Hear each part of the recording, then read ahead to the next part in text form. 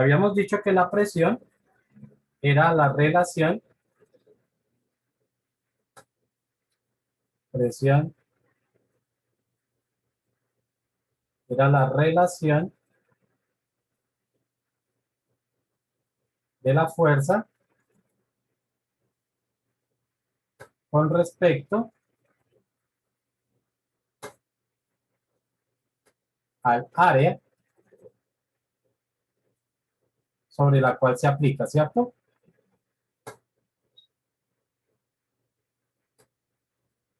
Aplica, aplica.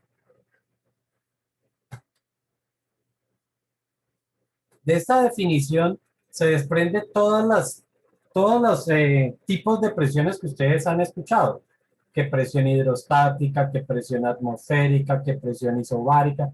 Cualquier tipo de presión de la que nosotros estemos hablando siempre se va a referir a una fuerza aplicada sobre un área. ¿Ok? Ahora, los distintos nombres que vamos a tener de la presión, que ustedes reconocen, pues van a depender de qué es lo que genera esa fuerza. Esta fuerza de la que nosotros estamos hablando acá, entonces va a ser generada por algún ente, por algún cuerpo, por alguna condición particular.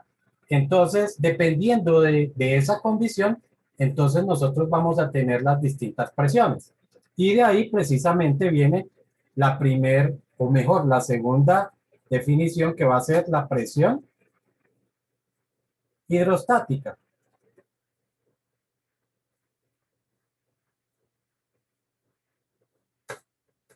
Entonces, como les decía, aquí lo que vamos a tener es qué elemento es el que está generando esa presión.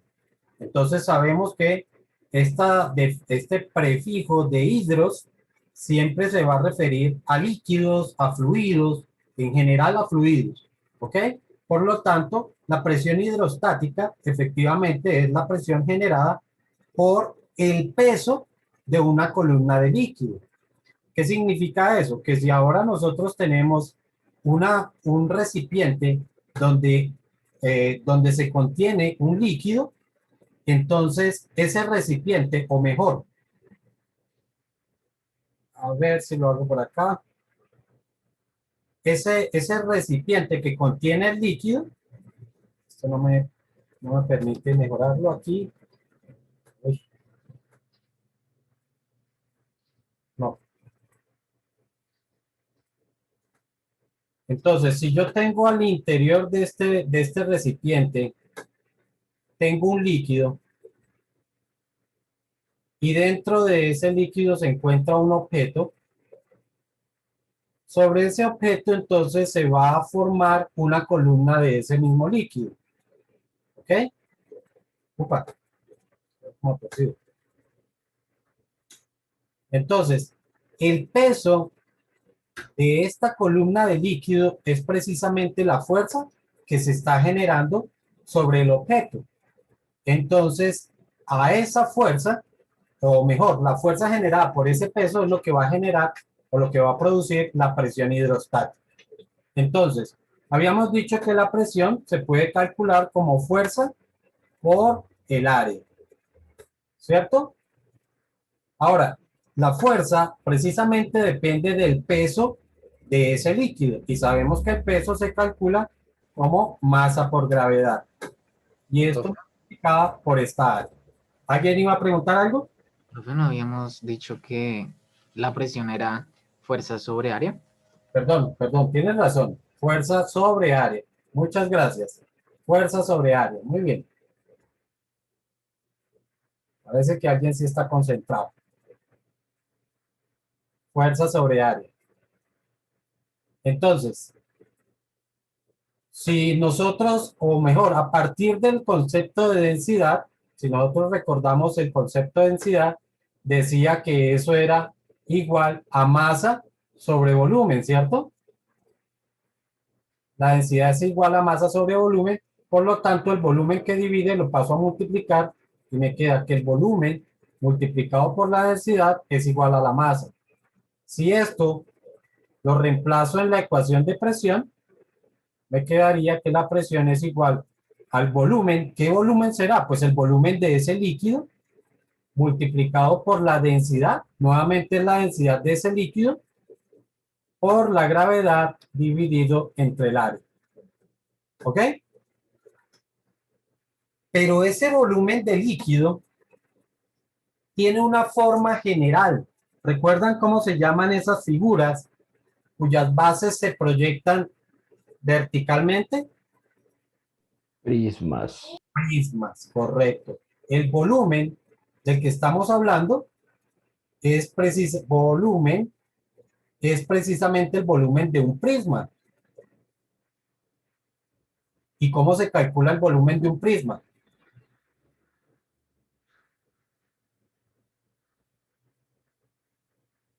¿No sería el área de la base por la altura? Este muchacho está sintonizado. Área de la base multiplicado por la altura. Gráficamente, la altura es precisamente esta longitud de acá. Dicho en otras palabras, la altura dentro del líquido es precisamente la profundidad. La profundidad a la que se encuentra el objeto. Y el área de la base, precisamente como el objeto, o mejor, la columna se forma sobre el objeto, pues entonces podemos decir que el área es también el área del objeto o el área de contacto.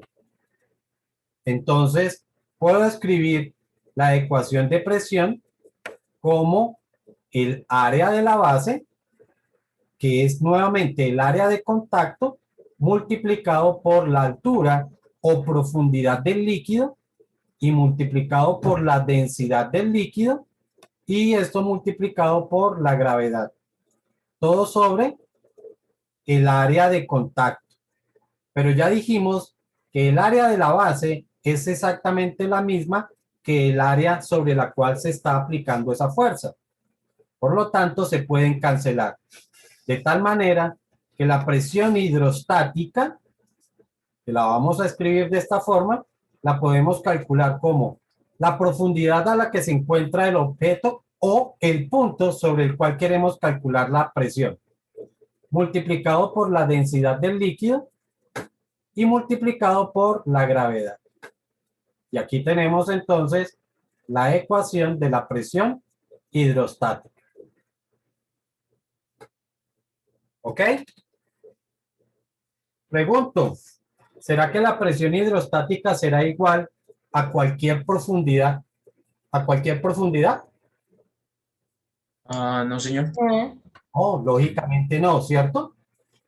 Y la misma ecuación nos los está diciendo. Por allá habíamos recordado cómo es que se comportan las variables dentro de una función, y en este caso, esta variable se encuentra en lados contrarios a mismo nivel, significa que la profundidad es directamente proporcional a la presión hidrostática. A mayor profundidad, mayor presión. Lo mismo pasa con la densidad del líquido. A mayor densidad del líquido, mayor presión hidrostática. En general, sabemos que la gravedad, por lo menos en nuestro planeta, es relativamente constante, por lo tanto, la gravedad, en cambio, no la podemos considerar una variable, por lo menos, ya sabemos, dentro del planeta Tierra. Si vamos o vamos a calcular la presión en otro lugar del espacio, pues entonces allá tendremos que ver cuál sería la gravedad, perdón, y entonces ahí sí se podría estar variando el resultado. ¿Listo? Como ustedes saben, todos los líquidos no tienen el mismo peso, es decir, no tienen la misma densidad. Entonces, claramente, si tenemos un líquido que es más pesado que el otro, entonces va a haber una presión hidrostática mayor o menor, sea el caso. ¿Listo? Para recordar entonces, pues habrán ciertos, ustedes encontrarán pues si son los elementos básicos de la tabla, pueden encontrar algunas densidades, pero si no son los elementos de la tabla, los elementos básicos de la tabla, entonces, de la tabla periódica, ¿no? Entonces, los valores individuales puede ser de un aceite, de un alcohol, de la glicerina, eh, ese tipo de líquidos. Entonces, ustedes pueden encontrar las densidades, se consiguen muy fácilmente en Internet. ¿Ok?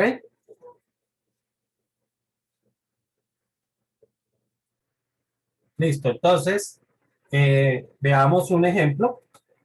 Dice calcular la presión. Profe, un momentico, copio la fórmula y rápido. Ok. Bueno, vamos a escribirlo aquí. Es muy fácil. Ejemplo. Calcular la presión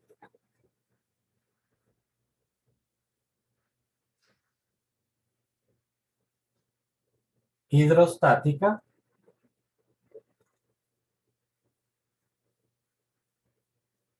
generada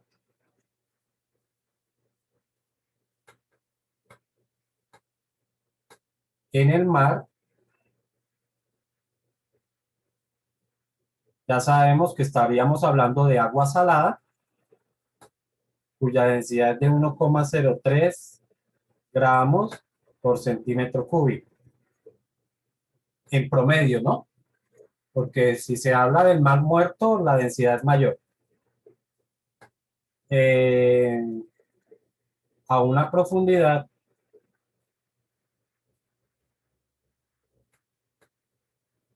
de 30 metros. Entonces, pues lo único que tenemos aquí es que tenemos que convertir esa densidad a kilogramos por metro cúbico. Entonces, por allá, aplicando su factor de conversión, creo que lo habíamos visto en una clase pasada, donde estas tablas bastaba con multiplicarlo por un valor para pasarlo a kilogramos por metro cúbico, ¿se acuerdan? Sí, profe. Sí, profe. Multiplicaba para pasarlo de una vez a metro cúbico, a kilogramo.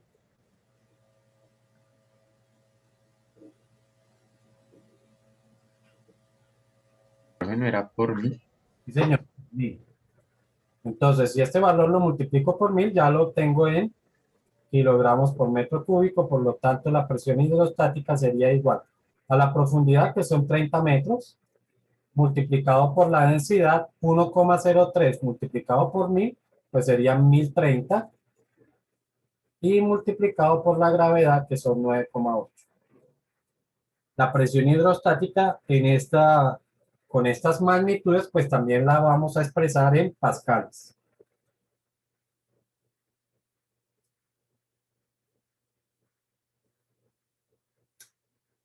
Y eso me daría 302.820. 302.820 pascales. ¿Ok? Profe, Dime. si pasamos gramos por... Ah, no, profe, nada, ya. Bueno, mejor. Listo, entonces, como ustedes saben, el cuerpo humano está también formado por líquido, ¿cierto? Lo que nos dice que nuestro cuerpo también genera una presión. Los órganos internamente mantienen una presión constante. Cuando... Profe, Dime. ¿Será que puede volver un momento para terminar de copiar? Ahí está. Les decía que nuestro cuerpo entonces también mantiene una presión interna, más allá de la presión sanguínea, porque la sangre también debe mantener una presión para que pueda fluir por todas las venas y todas las arterias. Entonces, debe mantener una presión. El corazón genera una presión sobre la sangre. ¿Ok? Adicionalmente, nuestros órganos también mantienen una presión debido a los líquidos con los que están formados. Cuando cuando una persona se sumerge, entonces lo que va a ocurrir es que van a existir las dos presiones, la presión interna de los órganos y la presión externa del líquido en el cual se encuentra sumergido. Resulta que cuando la persona entonces empieza a descender dentro del líquido, ustedes sabrán entonces que ese líquido empieza a aumentar el valor de esa presión. Al aumentar el valor de la presión, los órganos tienen que irse ajustando a esa nueva presión. Por eso es que cuando, bueno, de todas formas tiene que haber un límite para que en el cual ya los órganos internos no van a soportar una presión de líquido. Por eso es que nosotros, para poder, o una persona, para que pueda descender a una profundidad, pues primero no lo puede hacer tan rápido, tiene que hacerlo paulatinamente, y segundo, no puede descender en forma indeterminada. Por más que quiera tener un tanque de oxígeno o todo lo que quiera, de todas formas, la presión hidrostática va aumentando y habrá un momento en el que ya el cuerpo no puede soportar más presión externa. Lo que ocurriría es que entonces los órganos centrales colapsarían, pues, y se reventarían. Lo mismo Profe, ocurre. una pregunta. Dime. Ya que hablas de que una persona no puede bajar indefinidamente, yo me puse a pensar en el fondo de las Marianas, cómo las personas han podido viajar hasta allá gracias a pues, los submarinos que hacían. Pero yo me pregunto cuál sería la presión allá abajo, sabiendo que son más o menos 11 kilómetros. La misma, ¿no? Siempre. Ahí tienes la ecuación. Ahí tienes la ecuación, calcula. Le colocamos y ya la densidad de líquido. Kilómetros son 1000 metros. Puedes perfectamente utilizar la ecuación y calcular. Creo que eso es mucha presión. Claro, claro, es mucha presión. De hecho, un submarino tiene que estar construido y por eso date cuenta que los submarinos están hechos de una forma cilíndrica, ¿cierto? Esa forma cilíndrica no es caprichosa. Esa forma es precisamente para poder absorber mejor la presión, ¿sí? Si estuviese construido de otras formas, seguramente tendríamos que no soportaría tan fácilmente una presión muy alta. ¿Ok? Bueno, les decía entonces que cuando el buzo necesita emerger, es decir, subir, tampoco lo puede hacer de una forma acelerada, sino que lo tiene que hacer en una forma lenta, ¿sí? Y procurando hacer lo que se denomina como la despresurización. Y es precisamente eso, es ir liberando la presión externa que está afectando al cuerpo para que los órganos vayan volviendo a su condición normal. Si esa presión externa también se pierde momentáneamente, le podría ocurrir lo que le ocurre a una olla de presión cuando ya la presión interna no se aguanta más y explotaría. Entonces, nuevamente, Profe, ustedes podrían ver, perdóname, podrían ver, y en eso se ven fotos en internet de personas que han fallecido y cómo se revientan internamente porque no han tenido una buena despresurización. Dime. ¿qué pasa si un submarino está muy profundo y se le hace un hueco? Bueno, como la presión externa es mucho mayor que la presión interna, porque es que el submarino tiene que ir sellado precisamente para que la presión interna no se libere. Cuando la presión externa es mayor que la interna, entonces lo que va a ocurrir es que el líquido fluye hacia el interior del submarino. Y de esa forma, entonces lo que vamos a tener es que toda el agua entraría en el submarino. ¿Sí? Profe, Dime.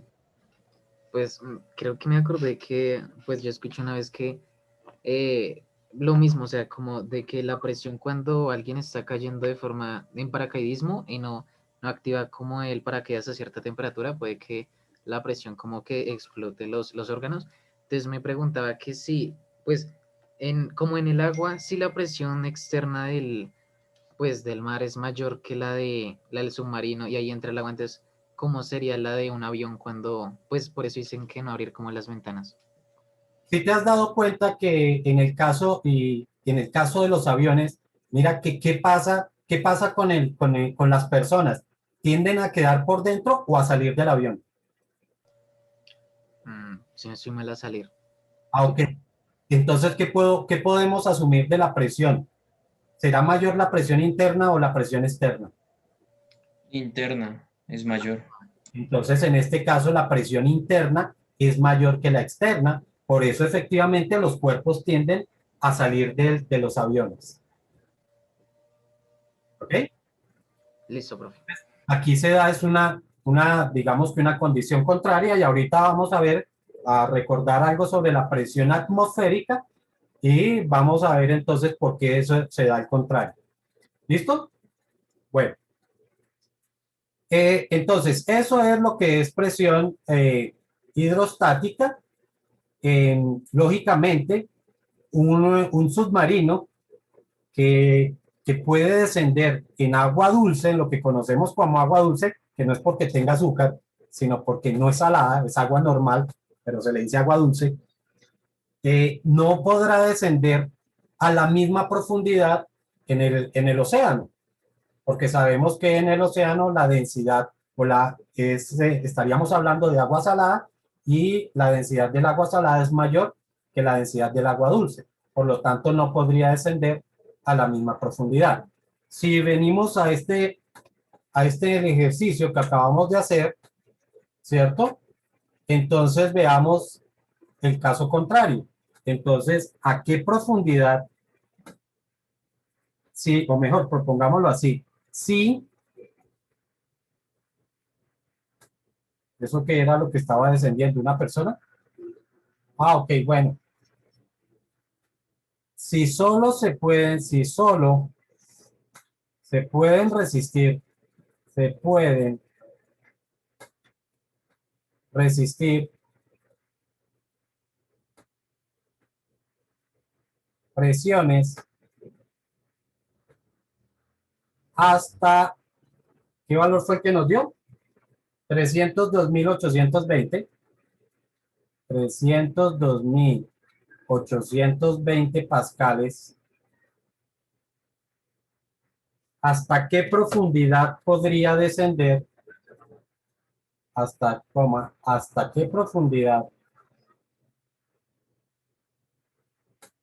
podría descender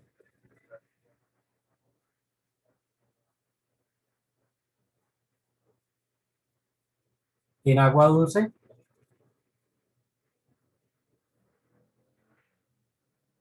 Ya sabemos que el agua dulce es agua normal, pero se le dice así, agua dulce, y la densidad es de 1,0 gramos por centímetro cúbico. O como quien dice, 1 por 1.000 kilogramos por metro cúbico. Entonces, si tenemos nuestra ecuación de presión hidrostática, que es profundidad multiplicada por la densidad del líquido y multiplicado por la gravedad, entonces vamos reemplazando y aquí me diría 302.820 multiplicado por la profundidad, perdón, igual, no se ve bien ahí. Vamos a escribir bien eso.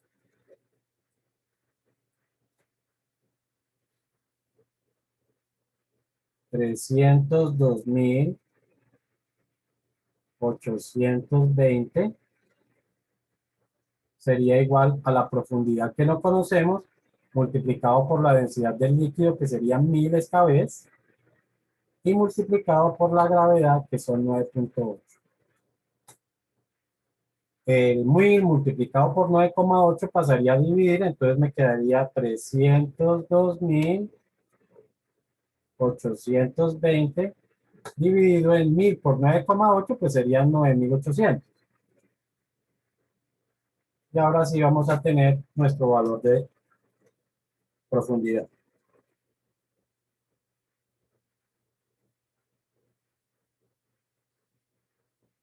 ¿Cuánto les da? 20,69 si no estoy mal, profe. 30,9.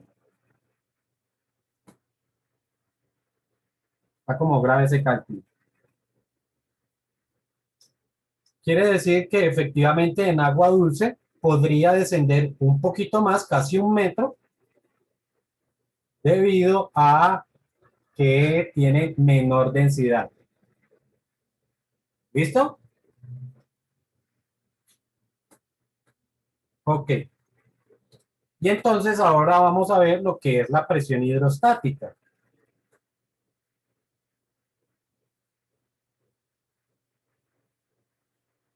Perdón, la presión atmosférica. Atmosférica.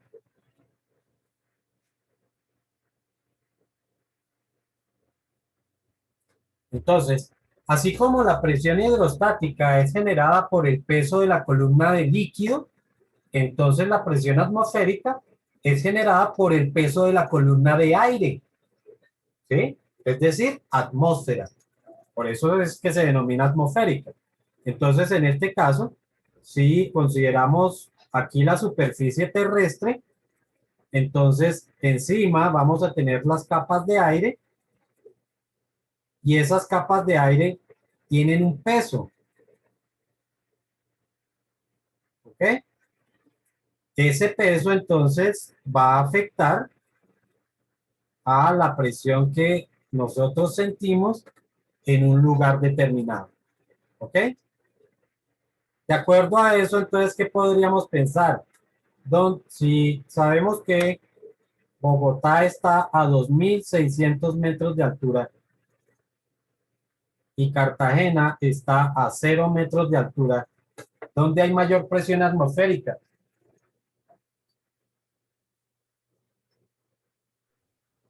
En Bogotá, ¿no? En Cartagena. En Cartagena, ¿no? Cartagena.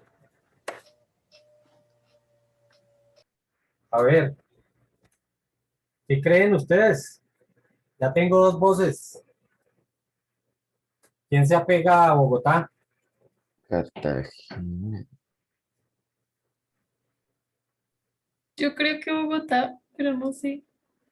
Ok, en Cartagena hay mayor presión atmosférica. ¿Y por qué? Normalmente lo que nosotros nos imaginamos es el aire como si fuera una espuma y como que, bueno, al estar más alto, entonces la espuma está más espichadita. Pues resulta que no. Recuerden que el aire son sencillamente capas que fluyen Profe, y lo que vamos a tener es que en Cartagena hay más capas de aire que en Bogotá. Al haber más capas de aire, pues lo que vamos a tener es una mayor presión atmosférica. Hay mayor peso de la columna de aire. ¿Ok? Eso es, profe, porque está más cerca del centro de la Tierra, ¿no? No, señor, eso es porque hay más capas de aire. De hecho, si nosotros llegáramos a liberar estas capas de aire, entonces lo que va a ocurrir es que se disminuiría la presión atmosférica y no tendría nada que ver con que esté más cerca del centro de la Tierra. ¿Sí? Vuelvo y repito, la relación es porque estrictamente hay mayor capas de aire. Para quienes han tenido la oportunidad de volar en avión, habrán sentido que de pronto el avión como que cae en ciertos trayectos, como que el avión cae. Ahí lo único que está ocurriendo es que hay puntos de baja presión. ¿Qué se refiere? Que resulta que a pesar de que efectivamente el avión se mantenga a la misma altura, lo que ocurre es que a diferencia del líquido, si yo dentro de un líquido me desplazo a la misma profundidad, la presión se va a mantener constante, pero en el aire no. ¿Y por qué no? Porque es que el aire no se distribuye uniformemente como se distribuyen los líquidos, ¿sí? Me refiero a esto, si yo tengo un tanque, ¿sí? El líquido se distribuye uniformemente por todo el tanque. En cambio, las capas de aire no les ocurre eso. Ellas están afectadas por la temperatura, por los vientos, ¿sí? Entonces, la presión no es exactamente igual a la misma altura, ¿sí? tiende a ser pareja, tiende, pero vamos a encontrar espacios donde hay baja presión o alta presión. Al encontrar los aviones o al ingresar en los aviones a esos espacios de baja o alta presión, entonces es donde empieza a haber las fluctuaciones o el movimiento que nosotros sentimos en los aviones, ¿ok? Después vamos a ver eso cuando veamos el principio de Bernoulli, que él nos va a explicar efectivamente por qué algo sobre la aerodinámica, por qué las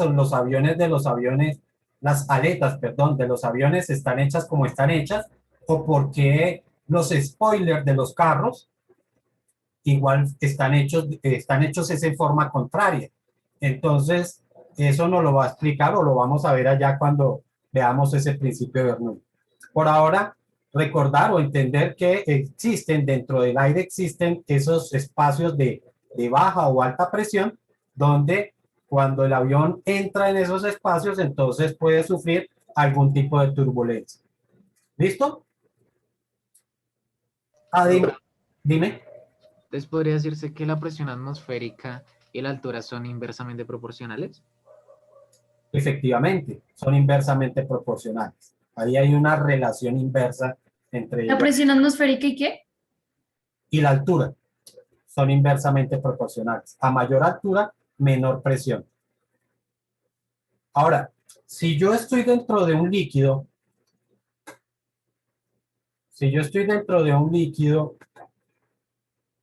¿sí? A medida que vamos descendiendo, efectivamente la presión hidrostática va aumentando. Y no solamente aumenta, sino que además aumenta en forma lineal. ¿Sí? ¿Qué quiere decir esto? Que si yo desciendo por decir algo, 1 metro, el aumento de presión es la misma cuando descienda otro metro. ¿Sí? Entonces, por ejemplo, si desciendo 1 metro y aumenta la presión en 1000 pascales, pues cuando descienda otro metro, entonces la presión va a aumentar otra vez en 1000 pascales. ¿Ok? A eso se refiere de que sea lineal. Siempre los incrementos son los mismos a medida